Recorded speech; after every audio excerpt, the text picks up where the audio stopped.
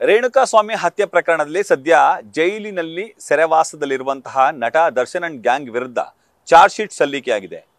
ಬರೋಬ್ಬರಿ 3991 ಪುಟಗಳ charge sheet ಸಲ್ಲಿಕೆಯಾಗಿದ್ದು, charge ಶೀಟ್ನಲ್ಲಿ ಬಹುತೇಕ ಅಂಶಗಳನ್ನು ಉಲ್ಲೇಖಿಸಲಾಗಿದೆ. ಸದ್ಯ ಅವಧಿಗೂ ಮುನ್ನವೇ ಚಾರ್ಜ್ ಶೀಟ್ ಸಲ್ಲಿಕೆಯಾಗಿದೆ. ಇದರಿಂದ ದರ್ಶನ್ ಅವರಿಗೆ ವರವಾಗುತ್ತಾ ಅಥವಾ ಚಾರ್ಜ್ ಶೀಟ್ ನಲ್ಲಿರುವಂತಹ ಅಂಶಗಳು ಅವರಿಗೆ ಮುಳುವಾಗುತ್ತಾ?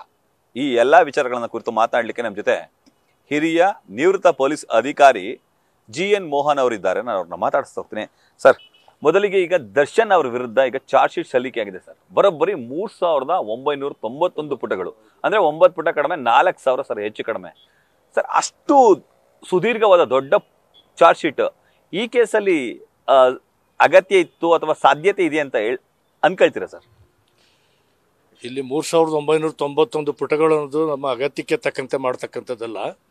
ತನಿಖೆಗೆ ಏನೇನೆಲ್ಲ ಬೇಕಾಗಿದೆಯೋ ಅದೆಲ್ಲ ಕವರ್ ಆದಾಗ ಅಷ್ಟು ಪುಟಗಳಾಗಿದೆ. ಯಾಕೆ ಪ್ರತಿಯೊಂದು ಅಂಶನೂ ಕೂಡ ಪರಿಗಣಿಸಿದಾಗ ತನಿಖೆಯಲ್ಲಿ ತನಿಖಾಧಿಕಾರಿ ಪ್ರತಿಯೊಂದನ್ನು ಕೂಡ ದಾಖಲೆಗೊಳಿಸ್ತಾ ಹೋಗ್ಬೇಕಾಗ್ತದೆ. ದಾಖಲೆಗೊಳ್ತಾ ಹೋದಂಗೆಲ್ಲ ಪೇಜ್ಗಳು ಲೆಕ್ಕ ಆಗ್ತಾ ಹೋಗ್ತದೆ. ಇಲ್ಲಿ ನಮ್ಮ ಅಗತ್ಯ ಅಥವಾ ಅಗತ್ಯ ಇಲ್ಲ ಅನ್ನೋದು ಭಾಳ ಮುಖ್ಯ ಅಲ್ಲ. ಅಲ್ಲಿ ತನಿಖಾಧಿಕಾರಿ ತನಿಖೆಯನ್ನು ಸಂಪೂರ್ಣವಾಗಿ ಪ್ರತಿ ಹಂತದಲ್ಲೂ ಸಣ್ಣ ಸಣ್ಣ ವಿಚಾರದಲ್ಲೂ ಕೂಡ ತನಿಖೆಯನ್ನು ನಡೆಸಿದಾಗ ಪ್ರತಿಯೊಂದು ಕೂಡ ದಾಖಲಾಗ್ತಾ ಹೋಗ್ತವೆ. ದಾಖಲೆಗಳಾಗಿ ದಾಖಲು ಮಾಡಿಪಡ್ತಾ ಹೋಗ್ತವೆ. ದಾಖಲು ಮಾಡಿಪಟ್ಟಂಥ ಸಂದರ್ಭದಲ್ಲಿ ಈ ರೀತಿ 3991 ಆಗ್ಬೋದು, 5000 ಆಗ್ಬೋದು, ಎಷ್ಟಾದರೂ ಆಗ್ಬೋದು. ಅದು ಅದಕ್ಕೆ ಅಗತ್ಯಕ್ಕೆ ತನಿಖೆಗೆ ತಕ್ಕಂತೆ ಅದು ಬಂದಿದೆ ಅಷ್ಟೇ. ಅದು ಸರ್, ಮೊದಲಿಗೆ ಕ್ಯೂರಿಯಾಸಿಟಿ ಹೇಳ್ಬಿಡ್ತೀನಿ ಸರ್. ಎಲ್ರಿಗೂ ಇರೋ ಕ್ಯೂರಿಯಾಸಿಟಿ ಏನಂತಂದ್ರೆ, ನಿಗದಿತ ಅವಧಿಯ ಒಳಗಡೆ ಚಾರ್ಜ್ ಶೀಟ್ ಸಲ್ಲಿಕೆ ಆಗ್ಬೇಕಿತ್ತು, ಹಾಕಿದ್ರೆ ಶಿಕ್ಷೆ ಆಗುತ್ತೆ ಅಂತ ಒಂದೆಡೆ. ಮತ್ತೊಂದೆಡೆ ದರ್ಶನ್ ಅವರಿಗೆ ಬೇಲ್ ಸಿಗುತ್ತಾ ಅಥವಾ ಸಿಗಲ್ವಾ, ಈ ತರದೊಂದಷ್ಟು ಚರ್ಚೆ ಆಗ್ತಿತ್ತು. ದರ್ಶನ್ ಅವರು ಈವರೆಗೆ ಬೇಲ್ಗೆ ಅಪ್ಲಿಕೇಶನ್ ಹಾಕಿಲ್ಲ, ಕಾರಣ ಚಾರ್ಜ್ ಶೀಟ್ ಸಲ್ಲಿಕೆ ಆಗ್ಲಿ ಅನ್ನೋದು ಉದ್ದೇಶ ಇತ್ತು. ಈಗ ದರ್ಶನ್ ಅವ್ರಿಗೆ ಬೇಲ್ ಸಿಗುತ್ತೆ ಅಂತ ಅನ್ಸುತ್ತಾ ಸರ್?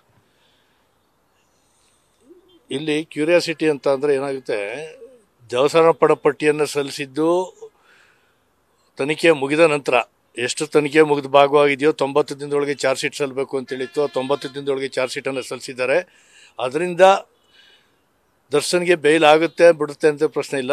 ಏನು ನಮಗೆ ಸಾಕ್ಷಿಗಳು ಪೂರಕವಾಗಿ ಸಿಗ್ತೀಯೋ, ಅವ್ರು ಮಾಡಿರ್ತಕ್ಕಂಥ ಕೃತ್ಯಕ್ಕೆ, ಆರೋಪಕ್ಕೆ ಏನು ಸಂಬಂಧಪಟ್ಟಂಥ ದಾಖಲಾತಿಗಳು, ಅದು ಎಲ್ಲ ರೀತಿಯ ಸಾಕ್ಷಿಗಳನ್ನು ಕೂಡ ತನಿಖಾಧಿಕಾರಿ ಸಂಗ್ರಹಿಸಿದ್ದಾರೆ. ಸಂಗ್ರಹಿಸಿದಾಗ ದೋಷಾರೋಪಣಾ ಪಟ್ಟಿಯನ್ನು ಅಂತಿಮ ರೂಪ ಬಂದಾಗ ಅದನ್ನು ಸಲ್ಲಿಸ್ತಾರೆ. 90 ದಿನಗಳಿಗೆ ಸಲ್ಲಿಸಬೇಕಾಗಿರೋದ್ರಿಂದ ಅದನ್ನು ಸಲ್ಲಿಸ್ತಾ ಇದ್ದಾರೆ ಹೊರತು 90 ದಿನಗಳಿಗೆ ಸಲ್ಲಿಸಿಲ್ಲ ಅನ್ನೋ ಕಾರಣಕ್ಕೆ ಶಿಕ್ಷೆ ಆಗುತ್ತೆ, ಶಿಕ್ಷೆ ಆಗೋದು ಲೆಕ್ಕ ಅಲ್ಲ. ಆದರೆ ಆರೋಪಿ ಜಾಮೀನು ಮೇಲೆ ಹೊರಬರಬಾರ್ದು ಅಂದರೆ 90 ದಿನದೊಳಗೆ ಚಾರ್ಜ್ ಶೀಟನ್ನು ಸಲ್ಲಿಸಬೇಕಾಗಿತ್ತು. ಅದನ್ನು ಸಲ್ಲಿಸಿದ್ದಾರೆ. ಈಗ ಮತ್ತಷ್ಟು ತನಿಖೆಯ ಹಂತಗಳು ಸ್ವಲ್ಪ ಉಳಿದಿದ್ದರೆ ಅದನ್ನು ಕೂಡ ನೆಕ್ಸ್ಟ್ ಹಂತವಾಗಿ ಕೂಡ ನ್ಯಾಯಾಲಯಕ್ಕೆ ಮನವಿಯನ್ನು ಸಲ್ಲಿಸಿ ಅಡಿಷನಲ್ ಚಾರ್ಜ್ ಶೀಟ್ ಅಂತ ಏನು ಹೆಚ್ಚುವರಿ ದೋಷಾರೋಪಣಾ ಪಟ್ಟಿಯನ್ನು ನ್ಯಾಯಾಲಯಕ್ಕೆ ಸಲ್ಲಿಸೋಕ್ಕೆ ಕಾನೂನಲ್ಲಿ ಅವಕಾಶ ಇದೆ. ಅದನ್ನು ಸಲ್ಲಿಸ್ತಾ ಹೋಗ್ತಾರೆ.